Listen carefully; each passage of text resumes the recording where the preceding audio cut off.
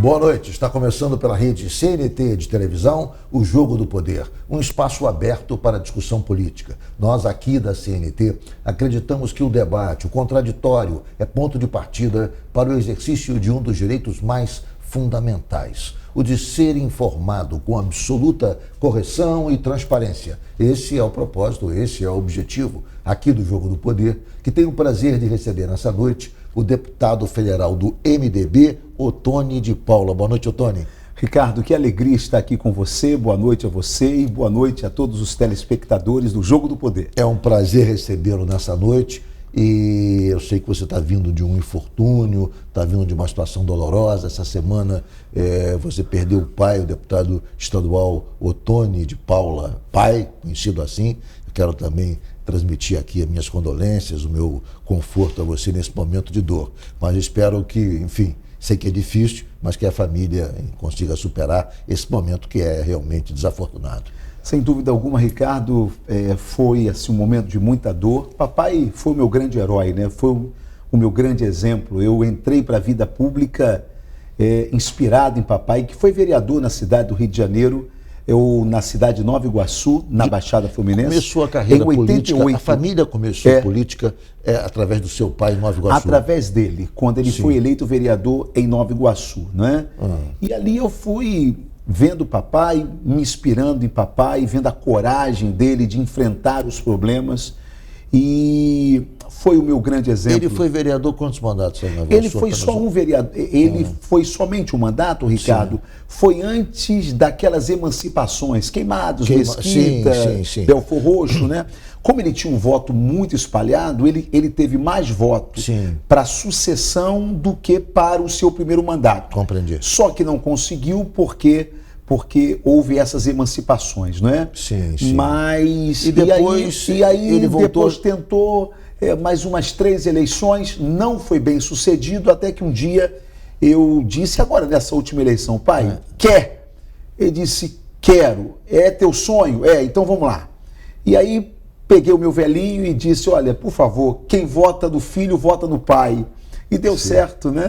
Foi bem votado, deputado papai estadual. Foi eleito, que pena que só ficou aí 1 ano e meio só. Mas de qualquer maneira, teve um final de vida consagrado como isso deputado, honroso. Quer dizer, ou seja, isso é um bom nome. Exatamente. A Bíblia diz, Ricardo, de que mais vale o fim do que o começo, né? É verdade. Porque depois que tudo passar, as pessoas vão contar o final da nossa história. E como é bom quando o final é um bom final, como foi o final do papai. É verdade. Deputado, queria fazer uma análise agora como parlamentar, análise crítica do momento atual do Brasil. Que tipo de avaliação? O senhor que é sempre uma pessoa polêmica, que enfrenta as questões de frente, que não tergiversa, que põe o dedo na ferida, que, enfim, tem essa característica de enfrentamento político, de posições claras, indubitáveis sobre os temas nacionais. Como é que o senhor está vendo esse momento da política brasileira? Como é que o senhor está vendo a situação? O senhor também é uma pessoa vinculada ao ex-presidente Jair Bolsonaro. Como é que o senhor vê essa correlação de forças, a possibilidade de volta ou não do bolsonarismo ao poder no Brasil? Que análise o senhor faz desse momento? Eu faço uma análise, Ricardo, de que esse momento de polarização nacional é um momento que nós precisamos aproveitar. Eu não vejo essa polarização com maus olhos. Eu vejo essa polarização como um despertar da nossa democracia. É claro que em alguns momentos ela pode assustar devido aos extremos de ambos os lados. O senhor não acha que às vezes é necessário, quer dizer, aceitar um pouco mais a posição do outro, quer dizer, não querer eliminar o outro, conviver com o outro, embora divergindo? Quer dizer, a grande questão é essa, que às vezes um quer eliminar o outro como se fosse um inimigo mortal. Eu acho que a divergência é absolutamente aceitável, mas a eliminação da divergência, porque a falta de capacidade de conviver com o diferente, isso traz também uma situação... Esse é um fenômeno mundial, né, Ricardo? Esse não é um fenômeno apenas brasileiro. Essa radicalização do processo político se deve a este momento de ebulição que nós estamos vivendo na política mundial e que se reflete aqui no Brasil. Muito no Brasil. Agora, o que eu percebo, Ricardo, é que parece que nós estamos vivendo essa radicalização em toda a política, mas não é verdade. Estamos vivendo, sim, um processo de polarização, mas de radicalização, a gente tem a sensação de que essa radicalização está nas ruas, mas na verdade não. Ela pertence a um grupo minoritário, sim, seja de qual extremo for. Esse grupo minoritário é um grupo muito raivoso nas redes sociais, sim, sim, e acaba que a gente pensa de que isto é algo que a gente vê em todo o cenário político nacional. Não, isso está muito preso a este debate de rede social, não é? Até porque, se não fosse isto verdade, a gente estaria hoje com cenas lamentáveis acontecendo aí no nosso dia a dia na rua, não é? Esses ataques são muito ataques que se limitam a essas redes sociais e que, obviamente, a gente precisa tomar cuidado para que não saia desse campo de rede social e venha para o campo pessoal, porque isso não interessa à democracia. Na Câmara, como é que o senhor vê esse tipo de enfrentamento? É mais civilizado, ou seja, há um certo respeito, um limite de atuação de lado a lado? São 513 deputados, não é? 81 senadores.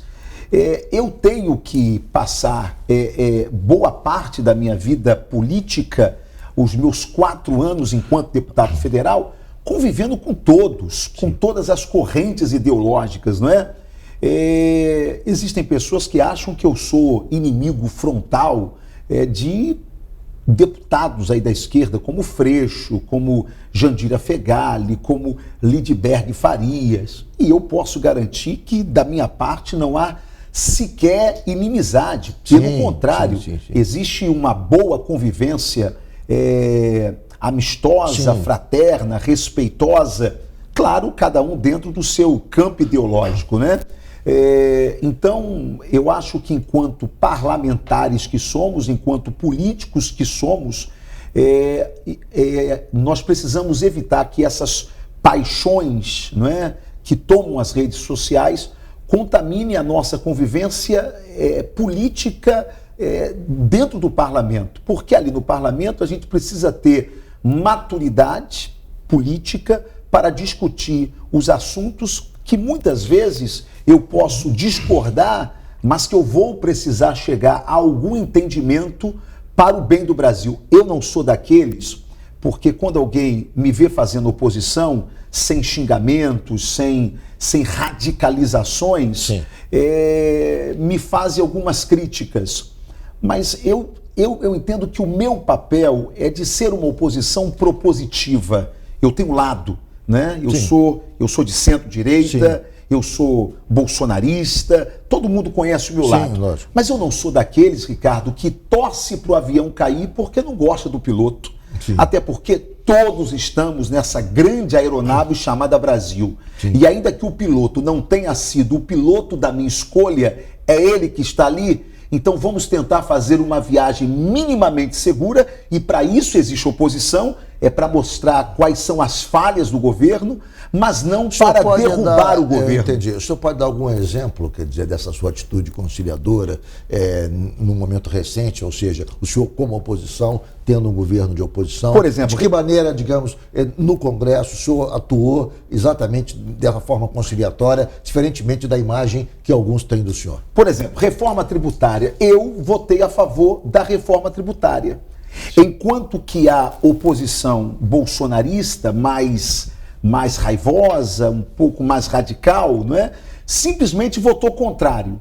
Simplesmente votou contrário porque era porque se vendeu uma ideia como se aquela reforma tributária fosse uma reforma do Lula. Na verdade, não foi. Aquela reforma tributária que nós votamos foi uma reforma construída pelo Congresso Nacional. Aliás, o PL aprovado, não é? A PEC aprovada, a PEC 45, é de autoria de Baleia Rossi, presidente do MDB. Presidente do MDB. Então, aquela reforma A nossa reforma tributária, ela foi conduzida pelo Congresso Nacional e, em especial, pela Câmara Federal, não é? E nós precisávamos, de alguma forma, sinalizar para o mercado alguma coisa nova. Sim. Ou seja, qualquer coisa naquele momento era melhor do que o que nós tínhamos. Esse grande Frankenstein que se tornou as questões tributárias do nosso país, sim. não é? Então, naquele momento ali, Ricardo, eu recebi muitas críticas, não é? Tu tá apoiando Lula, tu tá apoiando o governo federal, mas não, eu liguei para amigos empresários, liguei para grandes empresas, não é? Eu precisei ouvir o mercado naquele momento, ouvir o consumidor, ouvir o trabalhador, e a gente entendeu que, ainda que esta reforma não tenha sido a ideal, ela foi a possível para esse momento em que o Brasil estava vivendo. Deputado, como é que o senhor está vendo a relação do governo com o Congresso? Eu digo isso e vou citar um caso que mostra um pouco uma relação aparentemente conflituosa. Houve a questão da desoneração das folhas e, na verdade, de alguns setores. Sim. No entanto, o governo perdeu, foi derrubado o veto do presidente Lula. A despeito disso, o governo recorreu ao Supremo e no Supremo obteve uma, digamos, vitória que é temporária, não é definitiva, mas obteve uma vitória e agora está tentando negociar em cima dessa, digamos, sinalização do Supremo na direção favorável à posição do governo. Ou seja, o governo não conseguiu vencer a batalha política e tentou, através do Supremo, reequilibrar o jogo. Que tipo de análise o senhor faz dessa situação? E mais do que isso, que tipo de avaliação o senhor tem, digamos, da relação política atual do governo com o Congresso? Nós estamos vivendo hoje um antagonismo político, né? Porque nós temos um governo de esquerda com um Congresso conservador, exatamente, não é? De direita conservadora. Sim, sim. Não é? Nós temos um governo que, por ser de esquerda, ele é um governo de uma compreensão macroeconômica, de uma intervenção maior do Estado na economia e de um Congresso liberal economicamente, sim, não sim. é? Então, você vai ter esse antagonismo e essa briga. E aí a briga aumenta mais ainda a partir do momento de que a Suprema Corte Federal, ela, de alguma forma, ao ser provocada, acaba parecendo ser um puxadinho do governo federal, não é? Assim como ela muitas vezes parece ser um puxadinho também de alguns partidos da esquerda que perdem na Câmara, que perdem no Congresso e vão apelar à Suprema Corte. O senhor não acha que apela muito à Suprema Corte, ou seja, a classe política, de modo geral, sem designar se é A ou B, Sim. quer dizer, ao invés de, quando perde a batalha, vai para a Suprema Corte é acionada de maneira equivocada, exagerada, para dirimir questões políticas? Eu acho o seguinte, eu faço muitas críticas a comportamentos de alguns ministros da Suprema Corte. Aliás, eu sempre critico o CPF, eu nunca critico o CNPJ, porque, na verdade, está tentando se confundir na mente do brasileiro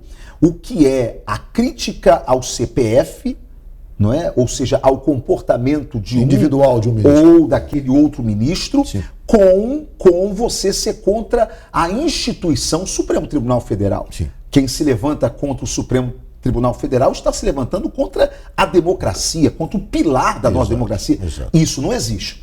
Agora, eu tenho as críticas, mas nesse ponto, eu acho que nós políticos precisamos fazer meia-culpa. Por quê? Porque toda vez que você provoca o Supremo Tribunal Federal, ele precisa se manifestar. Exato. Não é? Exato. Então, o que está faltando é brio político, é maturidade política e entender que o jogo do poder, não é? Parafraseando aqui o seu programa, de que o jogo do poder é isso mesmo. É o jogo onde a maioria prevalecerá contra a minoria e onde a minoria lutará, mesmo sendo minoria, para que os seus interesses também prevaleçam dentro de uma negociação. Sim. Quando você perde esse poder de negociação dentro do campo político, você traz a interferência de um outro poder dentro do poder legislativo, e aí você não pode reclamar. Ah, porque a Suprema Corte está interferindo. Tá, mas ela está interferindo por quê? Quem a chamou? Quem a provocou para isto? E aí alguns ministros gostaram desta convocação sempre corriqueira, não é? E hoje, tomando esse gosto, acabaram não se colocando apenas dentro do seu quadrado constitucional. Eu vou ter que fazer um intervalo, mas eu queria saber o seguinte: qual é a sua avaliação, digamos, da articulação política hoje no Congresso? Quer dizer, entre o presidente Lula, o ministro Padilha, o ministro Rui Costa e o presidente Lira. Vamos a um rápido intervalo, o Jogo do Poder volta em um minuto.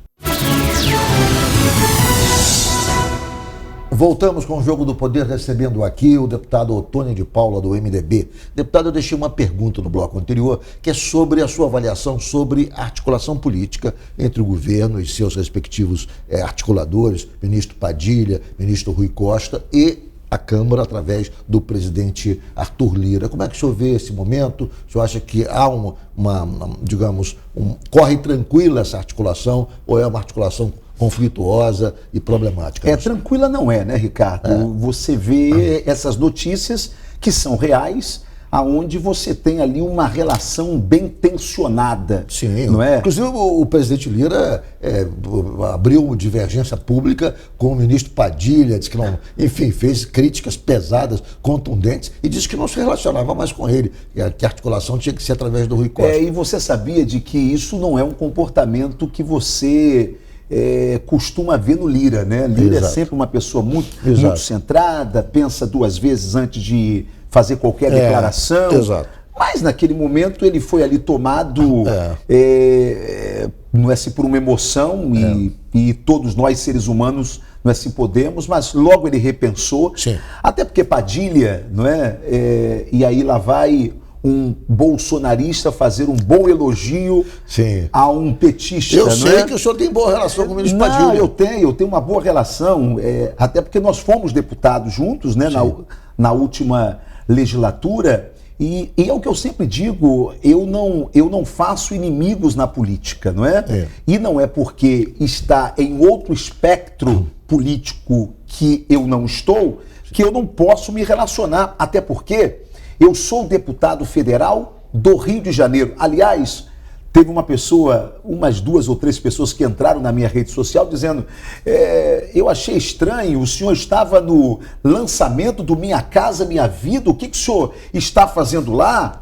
E aí eu disse, porque eu pretendo levar habitação para o povo do meu estado. Lógico, é evidente. Ora, porque quem entra numa casa, ela não quer saber se a casa ela foi construída pelo governo Lula ou pelo governo Bolsonaro. Ele quer uma casa, ele quer um saneamento básico, não é? E cabe ao deputado federal ser esta ponte de interlocução entre o município e o governo federal. É para isso que eu estou lá, não é?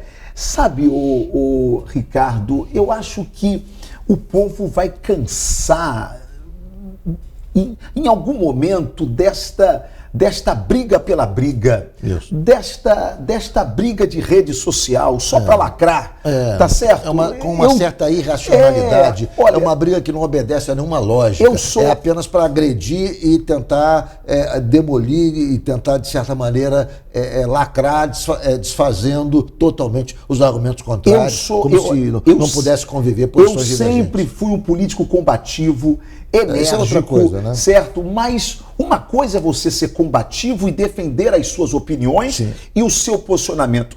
Outra coisa é eu lhe demonizar e criar uma briga entre Deus e o diabo, sendo que Deus é comigo e o diabo é com o meu adversário político, né?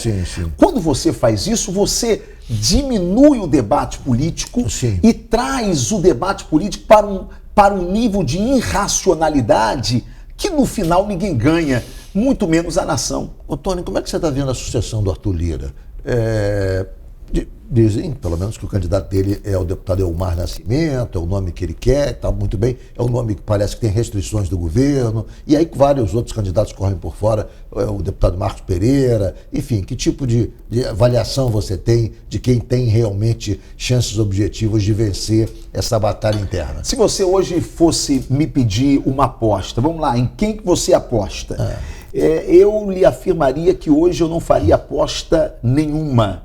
Aliás, até alguns dias atrás, eu até diria que o Marcos Pereira estaria, se isso fosse uma corrida de cavalo, ele estaria uma cabeça à frente do Elmar Nascimento. Porém, ele foi, de certa maneira, infeliz em uma colocação dele, quando ele diz ser a favor do projeto de lei que visa regularizar ou regulamentar as mídias sociais. Sim. E esse é um tema muito sensível ainda, principalmente para nós de direita, não é? E para quem é de centro-direita também. Ele tentou sinalizar para a esquerda, de alguma forma, tentou sinalizar para o próprio governo, mas acabou abalando a base dele. A sua própria base. Ele se descuidou. Então, hoje eu acredito que está 0-0. Pode surgir um nome novo, por exemplo? Pode surgir por fora um nome novo? Pode surgir. Fala-se, inclusive, até no nosso líder do PP, o doutor Luizinho, eu não tenho como possibilidade. Ricardo, eu não tenho dúvida de que doutor Luizinho é um nome que está em ascendência, não é? Está em crescimento. Sim. Não é? Primeiro, de que Luizinho é um homem de diálogo fácil, verdade, não é? Segundo, é um homem agregador. Isso. Terceiro, querendo ou não querendo, é do estado do Rio de Janeiro, não é? Sim. Que é um estado de uma importância nacional muito grande. Quarto, é uma pessoa de confiança de Arthur Lira. Sim. E percola entre direita e esquerda. Transita muito bem. Transita muito bem, não é? Então, é um nome que pode surgir dentro desse mercado ali da Câmara Federal. Certo é que ali dentro funciona igual aqui fora. Quando você solta o nome logo, muito antes do tempo... É logo queimado. Esse nome tende a se queimar ao longo do processo. Sim. Pode surgir algum nome que está lá escondidinho, por exemplo, o nome do próprio doutor Luizinho, e que possa ser um nome de consenso lá na frente. Certo é que o nome que surgir vai ser um nome de consenso entre Arthur Lira e o governo. Eu não tenho dúvida nenhuma de que terá que ter um nome de consenso entre esses dois personagens, o atual presidente da Câmara e o governo federal. Tony, há quem critique um pouco a posição do presidente Arthur Lira, dizendo que ele é muito, digamos, contundente, é muito afirmativo, é muito intransigente nas questões que ele defende. Sim. Quer dizer, eu queria saber, eu ouço isso de gente de direita, não é crítica da esquerda, não. Sim. Ouvi de alguns políticos, deputados federais do PSD, por exemplo, que defende a candidatura do líder lá da Bahia, do Brito, exatamente, do Antônio Brito, que é uma pessoa, esse deputado é uma posição particularmente de posições mais à direita, mas ele faz crítica ao Arthur Lira, dizendo que Arthur Lira é um trator, passa por cima de todo mundo. Como é que que tipo de avaliação você faz disso? A gestão de Arthur Lira, ela foi uma gestão que surpreendeu, porque não foi isso que foi vendido durante o processo eleitoral do Arthur Lira, quando ele viajou o Brasil todo, não é? Dando uma sinalização de que o seu mandato e a sua presidência seria uma presidência que iria respeitar alguns processos legislativos que nós não víamos na época do nosso presidente Rodrigo Maia, por quem eu tenho também um profundo respeito. Mas, logo após, a gente começou a ver um Lira um pouco mais trator, realmente, né? Mas esse é um estilo dele. Isso não significa que ele Isso ele não ajuda seja ou um homem atrapalha do ele diálogo. fazer o sucessor dele? Isso na verdade, vai depender muito, porque a questão da sucessão não passa muito pelo estilo do presidente, mas passa por algo que aí o Lira dá aula, não é? Que é a composição. Lira sabe compor. Lira sabe dialogar com os líderes.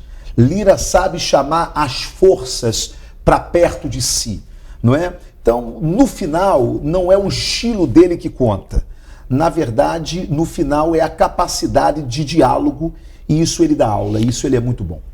O que você acha da frase dita pelo ministro Padilha e dita também pelo presidente Lula, de que a despeito do Congresso conservador, a despeito, enfim, de ter divergências bem claras entre as posições do governo e as posições do Congresso, todas as questões fundamentais de interesse do governo foram aprovadas na Câmara, ou pelo menos quase todas. É isso mesmo? Quer dizer, na hora H, o Congresso vota com o governo ou não? Bem, eu acho que o Congresso vota com o Brasil.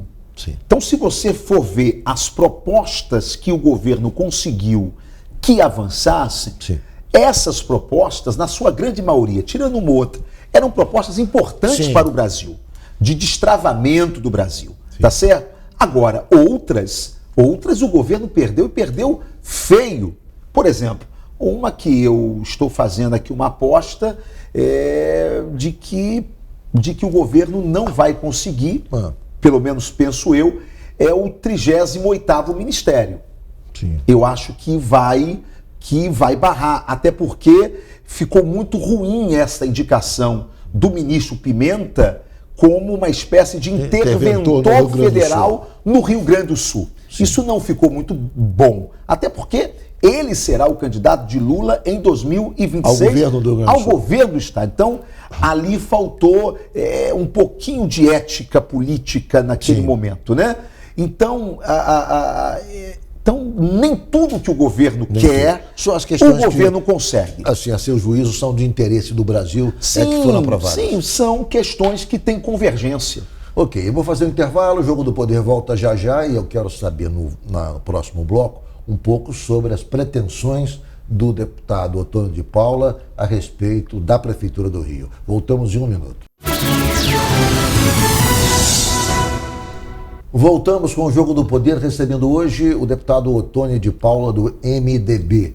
E é pelo MDB que o deputado Ottônio de Paula anunciou que pretende se candidatar à Prefeitura do Rio. Deputado, está de pé esse projeto? Muito animado, com muita vontade de... Estou dizendo que está de pé, deixa eu fazer só uma ressalva, porque volta e meia eu ouço falar, não, o MDB vai apoiar fulano, o MDB está com o Eduardo, o MDB vai indicar o vice, enfim, há muita história. Sim, sim. Olha só, você sabe que quando a gente era adolescente, tinha aquela menina bonita na escola, né? E quando você se candidatava a namorar aquela menina bonita, espalhava várias informações na escola de que ela não estava com você, de que ela estava beijando o outro, de que ela estava na festinha com o outro. É muito natural. O MDB é essa moça bonita que todo mundo quer, não é? É essa moça encantadora que todo mundo quer namorar, né? Sim. Eduardo Paz quer namorar, Ramagem quer namorar, todo mundo quer namorar, não é? O MDB. Bem, certo é que eu estou na minha casa, não é? Sim, sim. Então, mas entendo também de que qualquer candidatura, ela é uma construção, sim, não é? E é o que nós estamos fazendo. A gente está construindo essa candidatura dentro aí do MDB. Hoje as pesquisas, elas mostram de que o nosso nome é o nome ventilado aí na cidade do Rio de Janeiro. Eu ainda sou o mais desconhecido entre os candidatos, portanto, o menos rejeitado também, com uma possibilidade ainda de crescimento muito grande.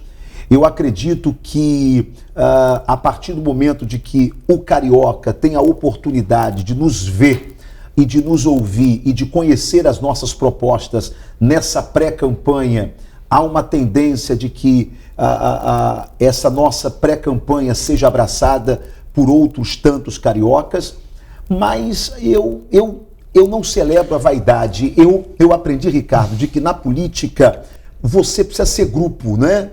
Então nós temos hoje o Léo Pisciani, nós temos o nosso querido Washington Reis, nós temos outras figuras proeminentes dentro do nosso MDB do Estado do Rio de Janeiro, e é com essas que nós estamos conversando, mas animado nós estamos. Deputado, e o nome está aí. O que o senhor acha dos seus potenciais adversários?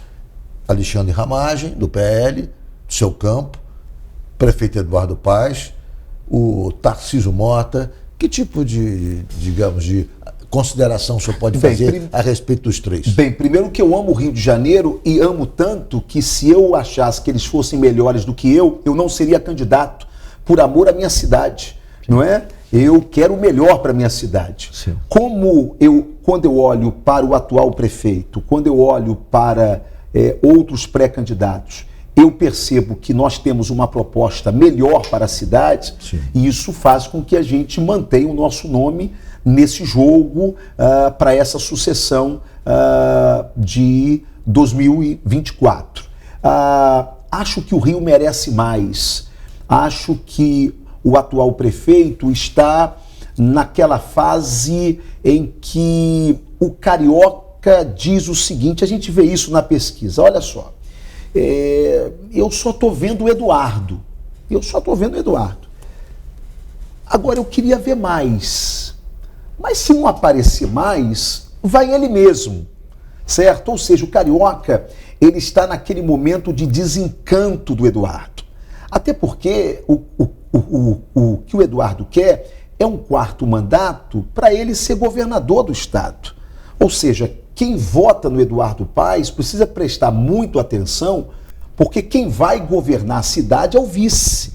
Então tem que olhar quem é o vice do Eduardo para ver se eu voto no Eduardo. Sim. Não é? Então, e o Eduardo, ele é o único candidato nessa eleição que não vai poder falar o que quer fazer. Porque toda vez que no debate ele falar o que ele quer fazer, a pergunta é, o senhor já está há 12 anos no poder, por que não fez? E por que o carioca tem que acreditar que agora o senhor fará?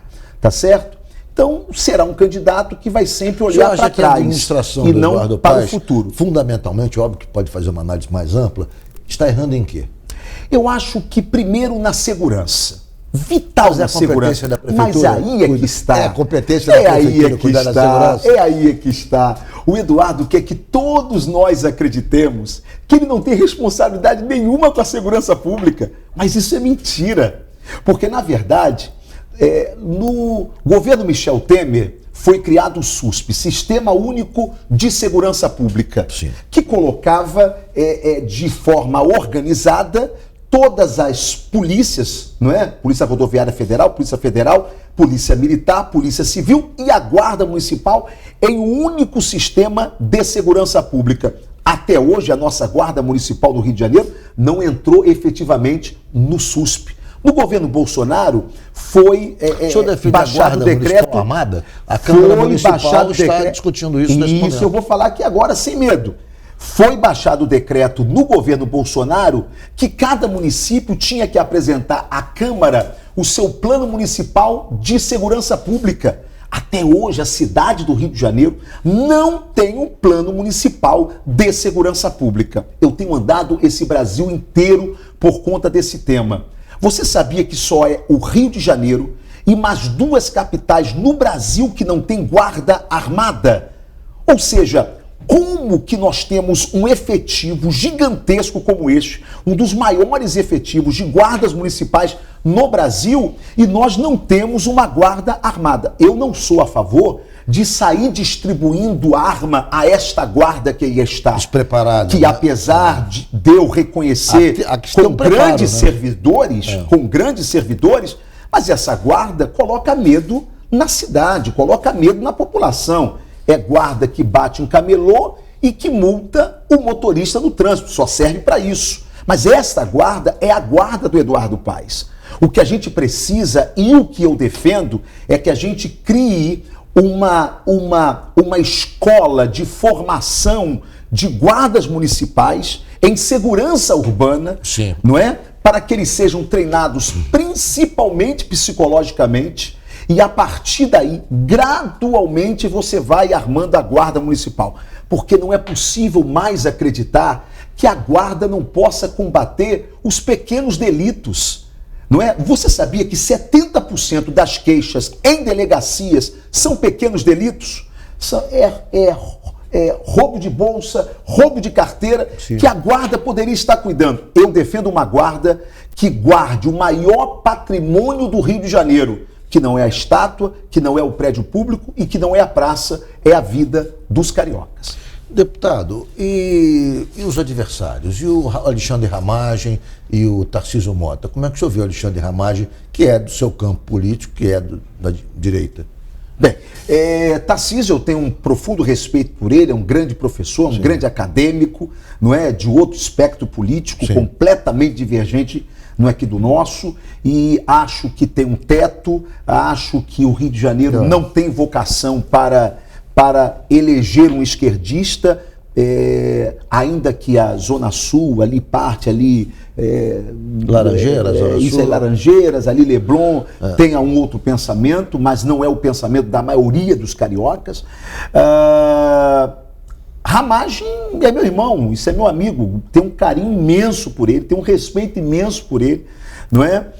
Temos conversado muito sobre o Rio de Janeiro, temos dialogado muito sobre o Rio de Janeiro, tanto eu, quanto ele, quanto o próprio Marcelo Queiroz, não é? Porque, na verdade, tanto eu, quanto o Ramagem, quanto o Marcelo Queiroz, nós só temos uma proposta para o Rio, é libertar o Rio do Eduardo Paes, não é? Então, isto é que faz com que nós, embora nesta pré-candidatura sejamos adversários políticos, porque estamos na mesma disputa, mas com muito respeito e com muito diálogo para tentarmos juntos oferecer algo melhor para o Rio de Janeiro. Quer dizer, o senhor falou que tem conversado muito com o Alexandre Ramagem. Na perspectiva futura, há alguma possibilidade, não sei se no primeiro ou no segundo turno, de aproximação política entre o senhor e ele? Eu vou sempre fazer aquela analogia que costumeiramente o presidente Bolsonaro sempre faz, né? Que é aquela analogia do namoro, né? Sim. A gente está namorando, e é claro que é um namoro hétero, né? Colocando isso muito claro. Brincadeiras à parte, a gente está aí nesse namoro, né? Obviamente, sim, de que a gente conversa, sim, e aí é hora da gente se unir, ou é mais importante a gente caminhar separadamente e no eventual segundo turno a gente faz o bloco, sim, não é? Sim, então sim, a gente está nesse diálogo muito aberto, muito franco, repito. Ninguém aqui está celebrando a vaidade. A gente está celebrando o que é melhor para o Rio de Janeiro.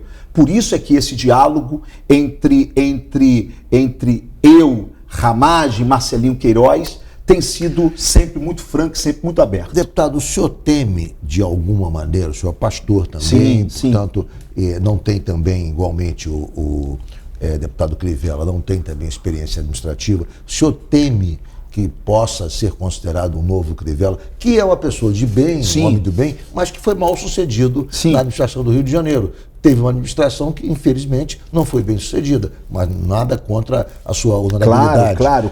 Mas infelizmente, o resultado da gestão do Crivella não foi um resultado satisfatório. O problema ali do Crivella... Há quem diga o seguinte, olha, o Ottoni corre o risco de ser chamado de um novo Crivella, um novo pastor tentando gerir a Prefeitura do Rio. Primeiro que eu estou doido para que num debate alguém fale isso, para eu perguntar de onde vem essa discriminação. Porque alguém perguntou qual a que religião pertencia aos 5 últimos governadores do estado do Rio de Janeiro? Ninguém perguntou. E aí? Eles são católicos, então a gente não pode agora eleger um novo católico. Eles são espíritas, então a gente não pode eleger um espírita. Por que essa discriminação ela sempre vem colada com evangélicos? Então o primeiro ponto é esse. Segundo ponto, eu acho o seguinte, o pecado do Crivella foi um só. Foi chegar na prefeitura sem uma equipe. Foi chegar na prefeitura sem um time. Na verdade, eu acredito que o meu querido Crivella, que eu tenho um carinho imenso por ele, ele não acreditava que ele fosse ser eleito. Quando ele viu, ele estava eleito. E aí, ele permitiu se cercar de gente próxima ao seu antecessor, que era o Eduardo Paes. Gente que sabotou. Eu era vereador nessa época, porque eu fui eleito vereador quando ele foi eleito prefeito. Era impressionante como que uma turma ligada ao Eduardo e que o Crivella deixou permanecer na prefeitura sabotou a prefeitura de Crivella o tempo todo. Então, eu nunca fui gestor público e nunca fui gestor privado, mas eu vou te dizer aqui uma coisa, eu sei ser gestor de líderes, eu sei montar equipe, eu sei montar um time e eu vou te dizer, o time que eu monto, ninguém é pior do que eu. O pior sou eu. Por quê? Sai escolhendo. Sim, eu sei escolher o cara que é melhor do que eu naquela área que eu sou incompetente, não é? Porque, na verdade, o gestor público, ele não precisa ser competente em todas as áreas. Natural que não seja. Ele precisa, sim, entender e chamar quem sabe mais do que ele naquela área, dar liberdade. Pronto, é o modelo Jair Messias Bolsonaro. É o estilo Bolsonaro de governar, dando liberdade e cobrando, e exigindo, batendo meta. Assim eu não tenho dúvida nenhuma de que a gente consegue fazer uma boa gestão e entregar o Rio que o Rio merece. Eu vou fazer um intervalo, mas eu quero deixar uma pergunta no ar já. Por favor. O pastor, chefe da Assembleia de Deus, Abner Ferreira, manifestou apoio ao prefeito Eduardo Paes. Eu sei que ele... Meu bispo, meu pastor, bispo, isso. É o seu pastor. Até que ponto isso, de certa maneira, impactou, vai impactar ou impacta a sua decisão de continuar candidato a despeito da posição contrária do seu pastor. Vamos ao rápido intervalo e voltamos em seguida. Voltamos com o Jogo do Poder, recebendo aqui o deputado Otônio de Paula, do MDB. Eu perguntei no bloco anterior, deputado, o seu pastor, o bispo da Assembleia de Deus, a sua igreja, Abner Ferreira, declarou apoio a Eduardo Paes. Como isso impactou a sua disposição de permanecer candidato à Prefeitura do Rio sem o apoio da sua igreja? Bem, o bispo é amigo de Eduardo, não é? Mas é meu pai, não é? Então eu até brinco dizendo que entre Eduardo e eu há uma diferença muito grande, não é? O Eduardo tem o apoio do bispo porque o bispo diz de que gratidão não se prescreve. E quando eu vim para essa disputa, não é? Eu sentei com ele, que é uma grande liderança religiosa no Rio de Janeiro, e por que não dizer política no Rio de Janeiro. Hoje eu sou um deputado federal da Assembleia de Deus, Ministério de Madureira. A minha grande votação é ali dentro da igreja, não é? Essa é a questão. A sua grande votação, sua grande base está na igreja. Sim. E a igreja, o chefe da igreja disse que vai apoiar seu adversário. Mas eu não tenho dúvida nenhuma, deixa eu só lhe contar aqui uma coisa. Isso o próprio bispo sabe, não é? Sim. E de que, na verdade, o apoio que o bispo Abner e que qualquer pastor possa dar a A, B ou C, é um apoio pessoal, não é um apoio de curral eleitoral, não é? Porque se fosse essa visão de curral eleitoral, hoje eu não estaria liberado por ele próprio para seguir a minha carreira política, sim. Não é? Então, na verdade, a Assembleia de Deus por uma funciona questão... assim, outras igrejas, por exemplo, a Universal, mas eu posso te falar aqui uma bloco, coisa, né? A cada eleição você percebe de que olha só, você quer ver a força política da igreja? A força política da igreja está no parlamento. Ou seja, pega os deputados que ela tem, que você vai saber os votos que ela tem, tá certo? E aí você vai perceber que a própria Universal, seja outras igrejas também, elas não conseguem refletir o número de membros que ela tem, certo? Com o número de políticos que ela elege. Por quê? Porque, Ricardo, o nosso povo tem vida própria. O nosso povo, ele ouve a mensagem do pastor, respeita-o como homem de Deus, mas quando chega na política, ele diz assim, pastorzão, deixa que aqui eu entendo um pouquinho, porque o arroz sou eu que compro, o feijão sou eu que compro e a conta de luz sou eu que pago, tá certo? E aí ele vai por conta própria, não é? A prova disso foi o que aconteceu com o bolsonarismo dentro das nossas igrejas. Alguns pastores tinham uma predileção pelo Lula, sabia disso? Mas a onda bolsonarista foi tão grande, foi abraçada pela igreja. É assim, o voto evangélico, E aí as pessoas precisam compreender. Ele se divide na proporcional, mas ele se une na majoritária. E qual é o grande medo desta candidatura do Ottoni à prefeitura? Vamos lá rapidinho? 5 milhões de votos, são 5 milhões de eleitores na cidade do Rio de Janeiro, dos quais você tem 4 milhões de votos úteis, mais ou menos. Desses 4 milhões, 30% são votos evangélicos. 1.200.000 votos. Mas os evangélicos não votam fechados? Votam. Não, calma aí. O Ottoni é o único candidato dessa massa eleitoral. 1.200.000, mas... Não, o Ottoni é o único candidato dessa massa eleitoral.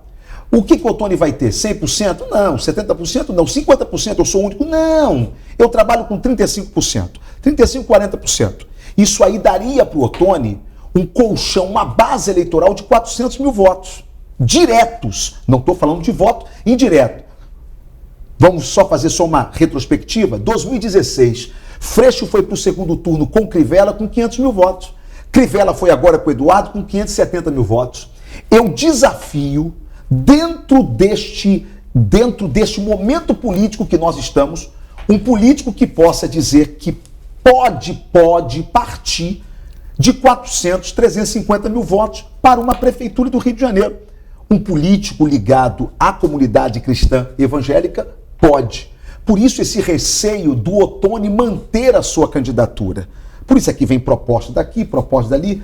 Só que eu aprendi, sabe, Ricardo, com o meu velho pai que já dorme hoje no Senhor, a não colocar o meu caráter no balcão de negócios. Por isso eu quero dizer, e eu não sei se eu posso olhar para essa sua câmera 3 aqui, exatamente ela, mas eu preciso dizer isso a quem me acompanha. E eu preciso dizer isso ao mundo político. Uma das coisas mais difíceis na política não é ser honesto, porque ser honesto é uma questão de caráter.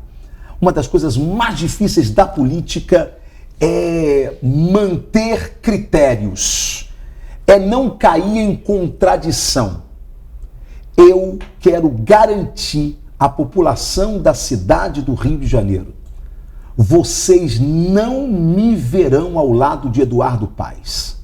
Seja qual for a proposta de Eduardo, não me verão. Por uma única coisa. Qual é a razão dessa aversão absoluta? Eu não tenho aversão a Eduardo. Eu tenho aversão ao estilo Eduardo Paes de governar. Eu preciso libertar essa cidade de Eduardo, ou sendo candidato, ou apoiando quem tiver mais chance para libertar a minha cidade deste modelo de governância que eu não concordo. Deputado, nós estamos a 1 minuto do encerramento do programa. Como é que o senhor viu recentemente a absolvição do governador Cláudio Castro, do vice Pampolha e também do presidente da Alerj, Rodrigo Bacelar, naquela ação no TRE? Estamos com 1 minuto apenas. Parabéns ao governador Cláudio Castro, parabéns ao Thiago Pampolha e parabéns ao Bacelar. Mas, por favor, vamos tentar mudar o nosso estilo de fazer política. Não dá mais para a gente fazer política como era antes.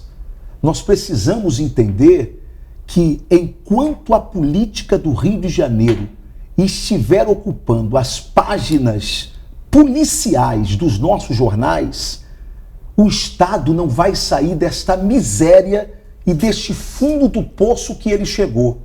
Nós precisamos fazer política com P maiúsculo e, para isso, precisamos mudar o rumo para onde nós estamos levando o Estado do Rio de Janeiro. Deputado Ottoni de Paula, foi um prazer recebê-lo nessa noite, meu irmão. Aqui no Jogo do Poder. Só tem 30 segundos para as suas considerações finais. Um abraço a todos, que Deus possa nos abençoar, que Deus possa guardar o nosso Rio de Janeiro. E lembre-se, o poder da mudança não está na mão dos políticos, está na sua mão na hora do voto. Muito obrigado mais uma vez, obrigado a você também que nos acompanhou de casa. O Jogo do Poder, como sempre, volta no próximo domingo às 10h30. Tenham todos um bom final de domingo, uma boa semana e até lá.